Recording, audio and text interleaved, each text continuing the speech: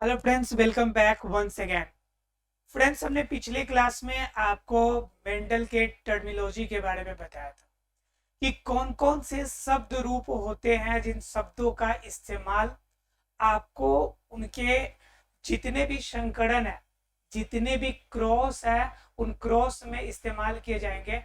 उन वर्ड्स को जानने की हमने कोशिश करी थी। उन वर्ड्स में हमने आपको बताया था कि एलील क्या होता है, एफ आपका F1 PD क्या होता है, F2 PD क्या होता है, जीन क्या होते हैं, विपुंसन क्या होता है। उसके बाद हमने आपको और भी अन्य बहुत सारे आपके टर्मिनोलॉजी, कुल मिला के हमने 12 टर्मिनोलॉजी बताया था। आपके 12 शब्द बताए थे जो क्या थे, आपके लिए जरूरी थे। अब क्या होता है कि अब इनको जानने के बाद अब आपको कोई समस्या नहीं होगी। अब डायरेक्ट हम लोग क्या देख सकते हैं, सीधा हम लोग देख सकते हैं। अब सीधा कहाँ पहुंचाएंगे हम लोग, अब पहुंचेंगे सीधा उनके क्रॉस पे। तो क्रॉस की बात करते हैं तो मेंडल ने जो क्रॉस कराया था, ग्रेगर जो मेंडल ने जो क्रॉस कराया था, वह क्रॉस किस तरह का था? क्रॉस दो प्रकार के कराया था उसने। कितने प्रकार के कराया था? दो प्रकार के। एक को हम लोग कहते थे मोनोहाइब्रिड, मोनोहाइब्रिड। और दूसरा क्या था हमारा? डाईहाइब्रिड। मोनोहाइब्रिड और डाईहाइब्रिड मतलब क्या? इनके अंदर क्या था कि एक संकरण, एक संकर, और दूसरा क्या था आपका? द्विसंकर। यानी कि एक संकरण और द्विसंकरण की दो मेथड इन्होंने दिया था। तो पहले हम लोग किसके बारे में जानेंगे? मोनोहाइब्रिड के बारे में जानेंगे कि मोनोहाइब्रिड क्या होता है, एक संकरण क्या होता है। तो एक संकरण में जानने से पहले हम लोग जानेंगे कि इसका मतलब क्या होता है। एक का मतलब तो सिंगल हो गया एक, और संकर का मतलब होता है कि जो क्वालिटी चेंजेज होगा, जो गुण परिवर्तन होंगे। गुण परिवर्तन मतलब क्या? जब किसी नए संतति में सिर्फ एक गुण का परिवर्तन हो, तो इस प्रकार के जो आपका संकरण की क्रिया होगी, इस प्रकार के जो क्रॉस होंगे, इन क्रॉस को हम क्या कहेंगे? उन क्रॉस को हम कहेंगे मोनोहाइब्रिड। क्या कहेंगे? मोनोहाइब्रिड। जिसके अंदर सिर्फ एक ही गुण में परिवर्तन आएंगे। एक ही गुण में परिवर्तन का क्या मतलब हो गया? जैसे हमने क्रॉस कराया किसके लिए? लंबे और छोटे पौधे में। तो लंबाई एक हो गया उनका गुण, छोटापन इसका एक गुण हो गया। तो उसमें हमने बड़ा छोटा करने की कोशिश करी, तो यहाँ पे एक गुण चेंजेज हुआ। हमने क्या कर दिया कि बीज की आकार आकृति सिर्फ बदलने की कोशिश करी कि एक गोला है और एक आपका बीज कैसा है? लंबा है। मान लीजिए गोलाकार है और एक कैसा है? लंबा बीज है। इन दोनों के बीच क्रॉस कराया और मैंने सिर्फ बीज की आकार बदलने की कोशिश करी। तो यहाँ पे सिर्फ एक ही गुण है, गोलाकार या लंबापन। तो यहाँ पर भी हमारा क्या होगा? मोनोहाइब्रिड ही होगा। ठीक है। यानी ऐसा संकरण, ऐसा क्रॉस जिसके अंदर हम क्या करते हैं? दो अलग अलग पौधों के सिर्फ एक ही गुण में परिवर्तन लाने के लिए जो क्रॉस कराते हैं, तो उसे हम लोग क्या कहते हैं? उसे हम लोग कहते हैं मोनोहाइब्रिड या एक संकरण। क्लियर है सबको? यानी और जो जीव प्राप्त होंगे, जो पौधा हमें प्राप्त होगा, जो नया संतति प्राप्त होगा, उसे हम लोग एक संकर बीज, यानी कि उस नए संतति को बोलेंगे एक संकर बीज। क्या कहेंगे? एक संकर बीज। क्लियर है यहां तक? जब एक संकर बीज आपको पता चल गया, ठीक है, तब हम जानेंगे कि इनको क्रॉस कैसे कराते हैं और उन्होंने क्रॉस कराया कैसे था। ठीक है। तो जब क्रॉस कराना है तो पहले आपको क्या लेना पड़ेगा? एलील लेना पड़ेगा। अब देखिए, एलील जो कल पढ़ा होगा, कल क्लियर होगा, तुरंत दिमाग में चला गया होगा कि एलील का मतलब क्या। अब हम क्या करेंगे? इसके लिए दो एलील लेंगे। क्या लेंगे? दो एलील लेंगे। तो एलील हमने बताया था कि एलील किसे कहते हैं? एलील कहते हैं युग्मक जिनके बीच में क्रॉस कराने हैं। ठीक है। तो मान लीजिए कि लंबा पौधा है, ठीक है, और एक पौधा कैसा है? छोटा पौधा है। ठीक है। तो लंबे पौधे का एलील जो लिया हमने, कैपिटल टी और स्मॉल टी, हमने बताया था कि एलील जोड़े में रहेगा क्योंकि गुणों की आपका संरचना है, इस वजह से वो हमेशा क्या रहेगा? जोड़े में रहेगा। तो लंबाई का बिल्कुल विशुद्ध रूप में पौधा लिया है, तो दोनों के दोनों इसके कैपिटल टी में होंगे। और छोटा भी बिल्कुल शुद्ध रूप में है, तो इनके भी एलिल जो होंगे दोनों के दोनों क्या होंगे, स्मॉल लेटर में होंगे। बताइए यहां तक क्लियर है? ये हमारे क्या हो गए, दोनों एलिल हो गए। क्लियर है आप लोग को? एलिल, एलिल का मतलब क्या, वह भाग, वह हिस्सा, वह मतलब कि युग्मक जो हमारे क्रॉस कराने के लिए आएंगे। और क्या हो गया, यह हमें क्या हो गया, दोनों विशुद्ध है। दोनों कैसा है, विशुद्ध रूप है। विशुद्ध रूप मतलब स्वतंत्र दो पौधे को लिए है, जो बिल्कुल एकदम लंबा है शुद्ध रूप में, और वह एक बिल्कुल छोटा है शुद्ध रूप। अब इन दोनों के बीच क्रॉस कराएंगे, ठीक है। तो क्रॉस कराने की ये पहला कैपिटल टी होगा, क्रॉस करेगा इसके पहले वाले स्मॉल टी से, ठीक है। तो इसका एक कैपिटल टी और एक क्रॉस करेगा छोटे वाले टी से, तो ये छोटा वाला टी साथ में आ जाएगा। बोलिए क्लियर है यहां तक? उसके बाद क्या बात आती है, उसके बाद बात आती है कि दूसरा क्रॉस होगा। यहां पे दूसरा क्रॉस में क्या होगा, एक आपका कैपिटल टी या कैपिटल टी पहले वाला, फिर इसके दूसरे वाले से क्रॉस करेगा, ठीक है। तो क्या बनाएगा, कैपिटल टी स्मॉल टी। बताइए यहां तक क्लियर है आप लोग को? उसके बाद क्या होगा कि इसका सेकेंड वाला जो होगा, लंबा का सेकेंड वाला, इसके फिर पहले वाले से क्रॉस करेगा। तो ये पहले वाले से क्रॉस करेगा तो इसका कैपिटल टी और इसका क्या, स्मॉल टी, ठीक है, छोटे वाले का। क्लियर है यहाँ पे? उसके बाद क्या होगा कि फिर ये इसका सेकेंड वाला जो कैपिटल टी है, इसका सेकेंड वाले स्मॉल टी से करेगा क्रॉस। तो यहाँ पे एक कैपिटल और एक स्मॉल। बात समझ में आ रही है? यानी कि क्या करना है कि पहले इस कैपिटल वाले टी से एक एक करके इसे दोनों में क्रॉस कराएंगे, तो दो, एक कैपिटल एक स्मॉल वाला मिलेगा।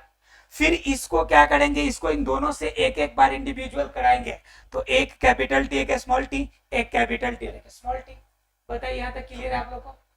तो इस रूप में हमें क्या मिल गया, इस रूप में अगर देखा जाए तो इस रूप में आपको क्या प्राप्त हो गया, चार आपको नए आपके संतति प्राप्त होगा। यह जो चारों प्राप्त हुए इसे हम लोग कहेंगे संतति। क्या कहेंगे इसे, संतति। या फिर हम इसे क्या कहेंगे कि यहाँ पे जो आपको प्राप्त हुआ है यह हाइब्रिड है। यह कैसा आपका हाइब्रिड है। हाइब्रिड क्यों है, क्योंकि यहाँ पे पौधा लंबा था, तो लंबा का तो लंबा से क्रॉस होता है, छोटा का छोटा से क्रॉस होता है, लेकिन लंबा को छोटे में किए, तो यहाँ पे हमें संतति आपकी हाइब्रिड के फॉर्म में आपको प्राप्त हुई, जो क्या है आपका एक कैपिटल टी एक स्मॉल टी। कोई भी शुद्ध रूप में नहीं है। शुद्ध रूप में कब होता, जब दोनों लंबा वाला होता है या दोनों छोटा वाला होता। तो ये हाइब्रिड कंडीशन में है, और मैंने शुद्ध रूप को क्रॉस करा के हाइब्रिड प्राप्त किया है, इसलिए पहली बार हमने क्रॉस कराया, इसलिए हमारा ये क्या कहलाएगा, F1PD। क्या कहलाएगा, F1PD।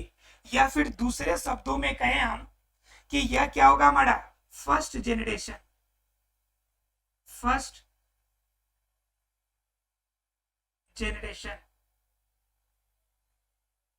क्लियर है आप लोग को? यह पहली पीढ़ी है या फर्स्ट जनरेशन है, कैपिटल टी स्मॉल टी जो प्राप्त हुआ यह फर्स्ट जनरेशन है। क्लियर है यहां तक सब किसी को? अब जब हमारी पहली पीढ़ी प्राप्त हो गई, तो पहली पीढ़ी में हम देखेंगे क्या कि इनके बीच में अनुपात देखेंगे। तो अनुपात दो तरह के, अनुपात कितने तरह के होते हैं, दो तरह के। कल मैंने बताया था आपको कि एक फिनोटाइप का अनुपात होगा, एक किसका अनुपात होगा, फिनोटाइप का, और एक अनुपात किसका होगा, जीनोटाइप का। अनुपात कितने तरह के मिलेंगे हमें, एक फिनोटाइप का एक जीनोटाइप का।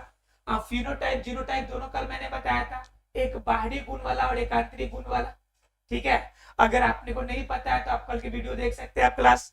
चलिए अब सीधा बताते हैं इनके अनुपात में। तो फिनोटाइप देखने में ये कैसा पौधा होगा, एक बड़ा वाला एक छोटा वाला है, तो इसमें एक प्रभावी गुण है और एक अप्रभावी गुण है। तो हमने बताया था कि किसी भी एलील के अंदर जो गुण प्रभावी होगा सिर्फ वैसा ही दिखेगा आपको। तो यहाँ पे एक कैपिटल टी है और एक स्मॉल टी है, तो इसका प्रभावी गुण कैपिटल वाला है, इसलिए यह पौधा कैसा दिखेगा, लंबा दिखेगा। कैसा दिखेगा, लंबा दिखेगा।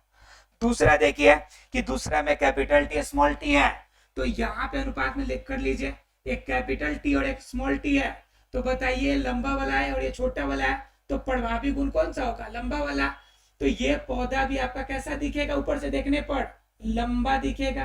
ठीक है, उसी प्रकार से तीसरा देखिएगा, तो तीसरा सेम कंडीशन है, इसमें भी एक आपका प्रभावी गुण, एक अप्रभावी गुण, तो ये भी आपका कैसा दिखेगा? ये भी आपका लंबा दिखेगा। क्लियर? ठीक है, उसके बाद आखिरी है आपका, तो ये कैपिटल टी और स्मॉल टी भी है, तो कैपिटल टी स्मॉल टी, और यह पौधा भी आपको कैसा दिखेगा? लंबा दिखेगा। तो हमने देखा क्या कि हमारा जो फेनोटाइप स्ट्रक्चर का अनुपात मिला, यह आपका लंबा अनुपात लंबा अनुपात लंबा, यानी कि एक इसका है, एक इसका है, और एक यहाँ पर भी है, और एक यहाँ पर भी है, तो इसका अनुपात क्या मिला? एक अनुपात एक अनुपात एक अनुपात एक। क्लियर है सबको? सबका एक एक मिला हुआ है, तो इसलिए सभी को हम एक अनुपात में कह सकते हैं। क्लियर है? और सारे पौधे एक ही जैसा है, तो हम एक ही अनुपात में कह सकते हैं कि सभी है। फिर जीनोटाइप में देखेंगे, तो जीनोटाइप में भी सबका जीन का स्ट्रक्चर बिल्कुल एक ही जैसा है, सबका जीन का स्ट्रक्चर क्या है? एक ही जैसा है, तो इसका भी अनुपात आपका अलग नहीं बनेगा। क्लियर है आप लोग को? तो F1 PD में हमने देखा कि कोई भी अनुपात हमें करने की जरूरत नहीं है, क्योंकि सभी के सभी पौधे बिल्कुल एक ही तरह के हैं। जब अलग होते हैं तब अनुपात निकालते हैं जी, कि एक लंबा है, दो वो छोटा है, तीन वो पौना है, तो इस तरह से निकालते हैं। लेकिन यहाँ पर सभी के सभी पौधे तो एक ही तरह के हैं, तो इसमें हमें अनुपात की आवश्यकता नहीं पड़ेगी। क्लियर है आप लोग को? तो ये हमारा क्या था? F1 PD था। अगर F1 PD क्लियर हो गया है, तब हम कराएंगे अब क्या? मोनो हाइब्रिड को क्रॉस कराया जाएगा F2 PD के लिए। तो F2 PD के लिए क्रॉस कैसे कराएंगे हम लोग? तो देखिए,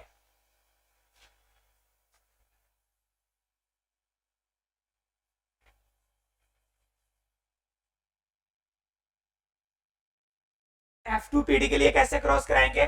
तो F1 PD में जो मिला हुआ है वही एलिल के रूप में लेंगे। तो यहाँ पे एलिल क्या होगा? एक एलिल मिलेगा कैपिटल टी स्मॉल टी वाला, तो एक एलिल मिल गया कैपिटल टी स्मॉल टी, और दूसरा एलिल क्या मिलेगा? ये भी कैपिटल टी स्मॉल टी है, तो ये भी एलिल कैसे मिलेगा? Capital T small T. बताइए यहाँ तक क्लियर है आप लोग को? तो ये दोनों क्या हो गया हमारे? ये दोनों के दोनों F1 PD से प्राप्त एलिल है, F1 PD से प्राप्त एलिल, F1 PD से प्राप्त हुआ है, तो हम लिख देंगे F1 PD से प्राप्त एलिल। यहां तक क्लियर है कि F1 PD से एलिल हमारा प्राप्त कैसे होता है? तो F1 PD से हमारा एलिल मिल गया। अब इन दोनों के बीच हमें क्रॉस कराना है, इन दोनों के बीच क्या कराना है? हमें क्रॉस कराना है। तो ये दोनों हाइब्रिड कंडीशन में, अब इन दोनों के बीच क्रॉस कराते हैं। तो सिंपल क्रॉस कराना है, कैपिटल टी, ये पहला वाला इसके पहले वाले से करेगा, तो क्या मिलेगा आपका? एक कैपिटल टी, और ये भी आपका कैपिटल टी, यहाँ भी कैपिटल है, यहाँ भी कैपिटल है, तो दोनों को दोनों कैपिटल टी। क्लियर है आप लोग को?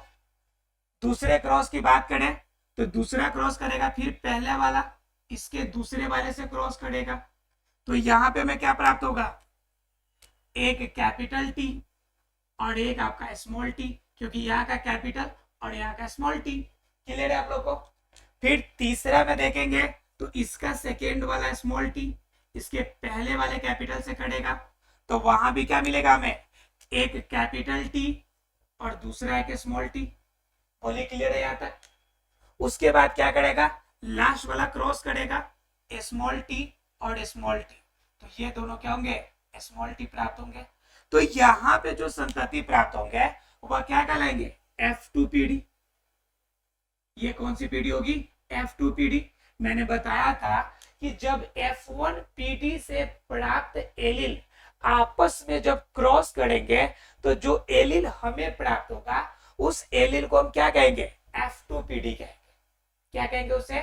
F2 PD, यानी कि सेकेंड जनरेशन के एलिल। क्या कहेंगे उसे? सेकेंड जनरेशन के, यानी दूसरी जनरेशन के एलिल्स। क्लियर है? तो अब देखिए कि इस कंडीशन में आपको पौधा कैसा कैसा दिखेगा। ध्यान से देखिएगा, ये इसमें दोनों कैपिटल टी है, तो दोनों प्रभावी गुण है, यानी दोनों डोमिनेंट है, तो यहाँ पे पौधा कैसा दिखने वाला है आपको? लंबा।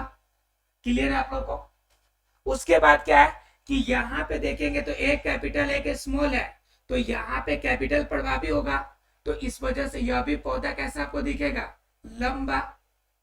फिर यहाँ पे देखेंगे एक कैपिटल है और एक स्मॉल है, तो कैपिटल वाला प्रभावी हो गया, तो यहाँ भी पौधा कैसा दिखेगा आपको, लंबा। और यहाँ पे दोनों के दोनों स्मॉल हो गए, तो दोनों के दोनों स्मॉल होने का मतलब क्या हो गया कि यहाँ पे पौधा कैसा दिखेगा आपको, छोटा। बात समझ में आ रही है? यानी कि आपको 3 पौधे प्राप्त हुए, इनमें से 4 पौधे प्राप्त हुए, जिसमें से 3 हमें लंबा मिला और एक हमारा कैसा मिला, छोटा मिला। अब ये तो हमें कैसा दिखा, फेनोटाइप में दिख रहा है। तो अब यहाँ पे फेनोटाइप का अनुपात देखें, फिनोटाइप, ठीक है, फिनोटाइप का अनुपात अगर देखें तो लंबा का है 1 2 3, तो 3 लंबा हो गया, लंबा का हो गया हमारा 3 गो, और छोटा कितना है 1, तो आपका छोटा क्या हो जाएगा 1, मतलब इसका फेनोटाइप का अनुपात क्या हो जाएगा 3:1।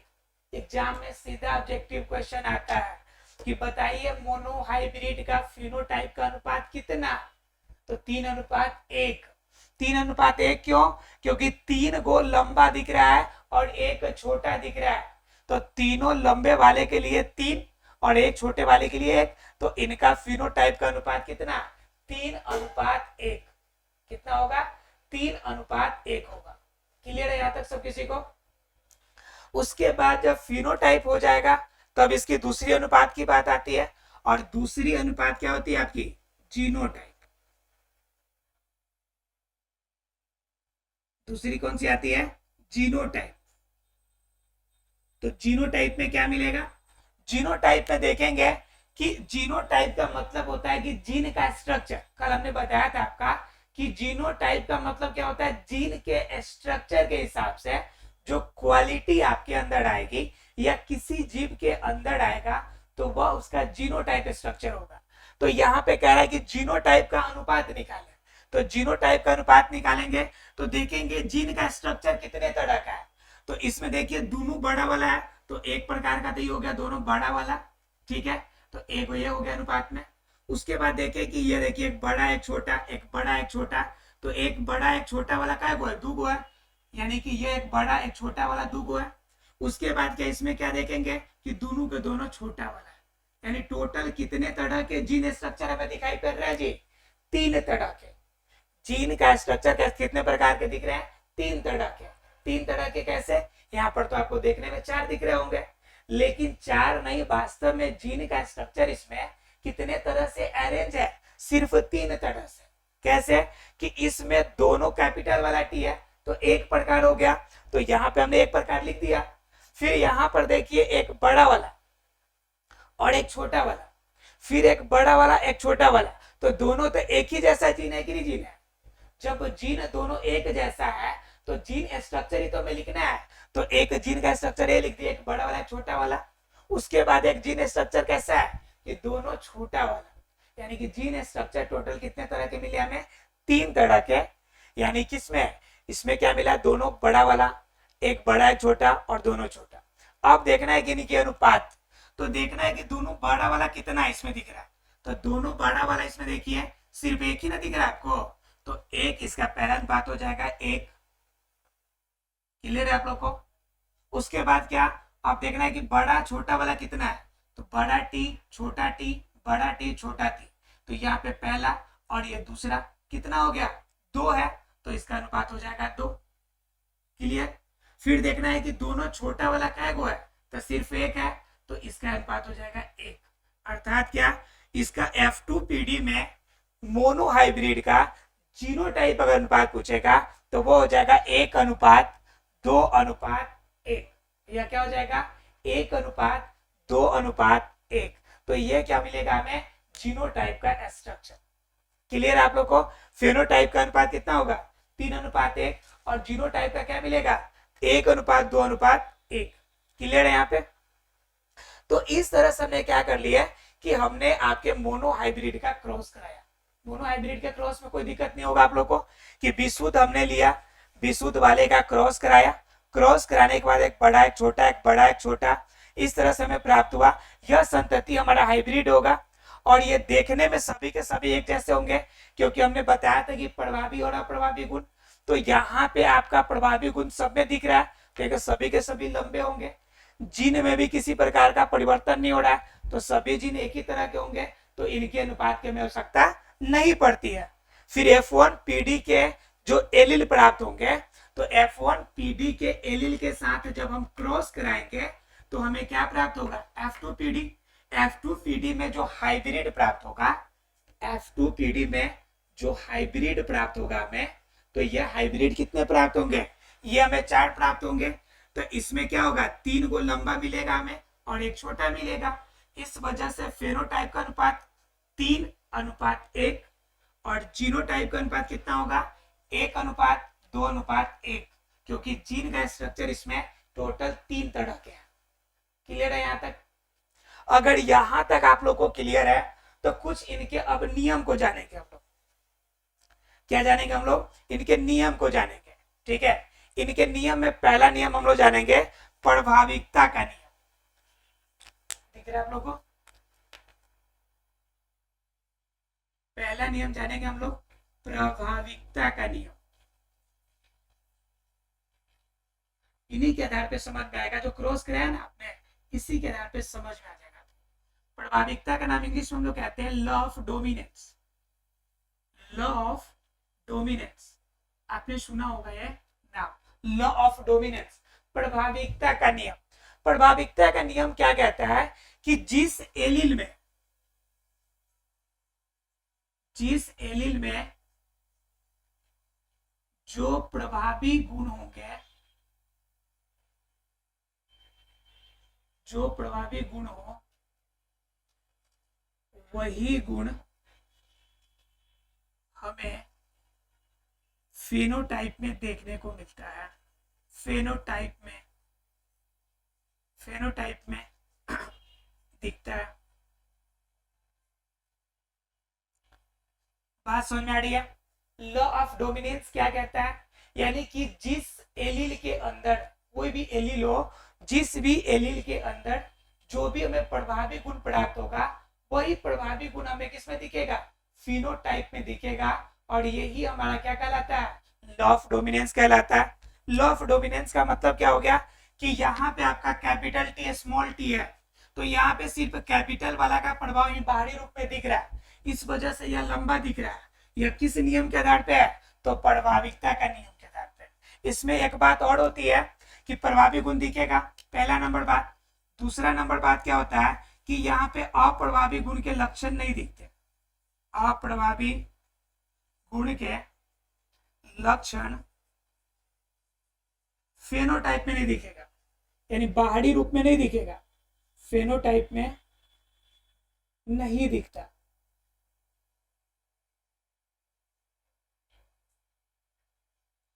बात समझ में आ रही है? यानी कि अप्रभावी जो गुण होंगे वो फेनोटाइप में यानी बाहरी रूप में देखने से नहीं दिखेगा। इसमें स्मॉल टी का कोई प्रभाव दिख रहा है, बाहर से देखने के बाद तो सबको लगेगा कि ये लंबे है, ठीक है, तो यहाँ पे इसका प्रभाव तो दिखेगा ही नहीं।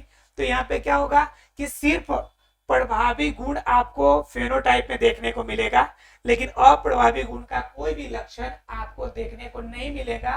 तो इस नियम को हम क्या कहते हैं, प्रभाविकता का नियम। और ये नियम किसने दिया है, द ग्रेगर जॉन मेंडल ने। एग्जाम में आता है बार बार क्वेश्चन, प्रभाविकता का नियम क्या है, लिखे। तो प्रभाविकता का नियम यही है कि किसी भी एलील के अंदर जो भी गुण प्रभावी होगा, इस वर्ड से ही समझ लीजिए ना कि प्रभाविकता यानी जो प्रभावी गुण होगा उसी की आपकी क्या होगी, अधिकता होगी, उसी की वर्चस्व होगा, वही सिर्फ दिखाएगा अपना क्वालिटी, वही अपना छाव भाव दिखाएगा। तो वह क्या हो गया, हमारा प्रभावी गुण जो होगा वही दिखेगा, तो वो हमारी क्या होगा, प्रभाविकता का नियम। उसमें क्या होगा कि अप्रभावी गुण के लक्षण आपको बाहरी रूप में देखने को नहीं मिल रहा। ये क्लियर है पहला? अब पहला क्लियर है तो इसका दूसरा देखिए, ठीक है, यानी प्रभाविकता का नियम हो गया।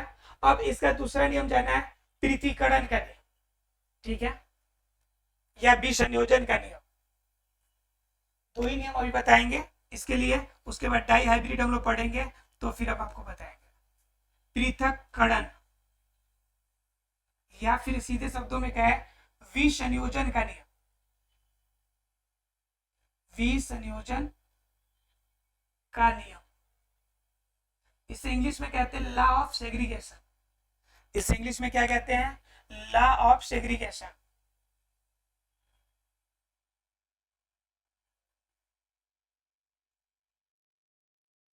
लॉ ऑफ सेग्रीगेशन यानी क्या? पृथक्करण का नियम। अब पृथक्करण का नियम क्या कहता है? पृथक्करण का नियम क्या कहता है? लिखने का जगह क्या लिखते हैं? लिख रहे हैं पे? देखिए, पृथक्करण का नियम कहता है कि F1 PD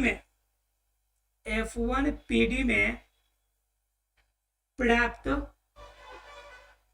अप्रभावी गुण अपना लक्षण F2 PD में दिखा सकता है या दिखाता है, सीधे शब्दों में क्या? तो देखिए, F1 PD में प्राप्त अप्रभावी गुण, अब ध्यान से देखिए, F1 PD में हमें क्या प्राप्त हुआ? प्रभावी गुण यहाँ पे क्या है? स्मॉल वाला टी है, यही ना प्रभावी गुण है जी। इसका छोटा वाला का लक्षण तो दिख नहीं रहा है क्योंकि पौधा तो लंबे दिख रहा है, लेकिन कह रहा है कि यह जब F2 PD में जाएगा तो यह अपनी क्वालिटी दिखा सकता है। यहाँ पे प्योर छोटा प्राप्त हुआ है कि नहीं हुआ? तो अप्रभावी गुण भी अपना अस्तित्व बना के रखा था कि नहीं रखा था? तो अप्रभावी गुण अपना अस्तित्व F1 PD में बना के रखेगा, तो वह अप्रभावी गुण वह F2 PD में जाने के बाद दिखा सकता है। ठीक है, F2 PD में जाएगा तो F2 PD में अपनी क्वालिटी का वो क्या कर सकता है? प्रदर्शन कर सकता है। तो इसे हम लोग क्या कहते हैं? इससे हम लोग कहते हैं पृथक्करण या विसंयोजन का नियम या फिर लॉ ऑफ सेग्रीगेशन, कि जो भी आपके बचे हुए नियम है, वो बचे हुए जो आपके क्या है क्वालिटी है, अप्रभावी गुण है, वह दबेगा नहीं, वह सिर्फ तब तक दबा हुआ है जब तक उस पर प्रभावी गुण हावी है। जैसे प्रभावी गुण उनसे अलग होगा तुरंत वह अपना क्वालिटी दिखाएगा, अपना पृथक क्वालिटी दिखाएगा। तो इसी क्वालिटी को हम क्या कहते हैं? पृथक्करण का नियम। क्या कहते हैं? पृथक्करण का नियम। मतलब क्या? पृथक होने के बाद अपना क्वालिटी का प्रदर्शन कर देना। तो इसे हम लोग क्या कहेंगे? पृथक्करण का नियम या लॉ ऑफ सेग्रीगेशन कहेंगे। तो हमने दो नियम आज जाने, एक प्रभाविकता का नियम, एक पृथक्करण का नियम। प्रभाविकता का नियम कहता है कि जो प्रभावी होगा सिर्फ कोई लक्षण दिखेगा, अप्रभावी का कोई वर्चस्व नहीं होगा। लेकिन फिर दूसरे नियम में अप्रभावी कहता है कि भाई जब तक रोके हुए हो, जब तक हमारे सामने हो, तब तक तो ठीक है, जैसे तुम थोड़ा सा साइड लोगे हम अपना प्रभाव तुरंत दिखाएंगे। तो उसी नियम को क्या कहते हैं? पृथक्करण या विसंयोजन का नियम। आशा फ्रेंड्स कि ये दोनों नियम और मोनो हाइब्रिड का क्रॉस आपको बिल्कुल क्लियर हो गया होगा और किसी भी तरह का कोई डाउट नहीं रहा होगा। फिर भी अगर डाउट लगे आप तो कमेंट सेक्शन में हमें जरूर बताएंगे। हम अगले क्लास में जानने की कोशिश करेंगे डाई हाइब्रिड के बारे में, द्विसंकर क्रॉस के बारे में। ध्यान रखिएगा, जिससे मोनो हाइब्रिड क्लियर होगा उसी के लिए डाई हाइब्रिड समझना आसान होगा, क्योंकि यहाँ के जहाँ पे क्रॉस खत्म होता है वहां से डाई हाइब्रिड का क्रॉस स्टार्ट होता है। ठीक है, इसलिए आपको पहले से पूरी तरह से ना समझ में आए तो एक बार नहीं, दो बार नहीं, 3 बार आप इसे देख सकते हैं। ठीक है, चलिए मिलते हैं अगले क्लास में। तब तक के लिए हंसते रहिए, मुस्कुराते रहिए। Thank you very much friend.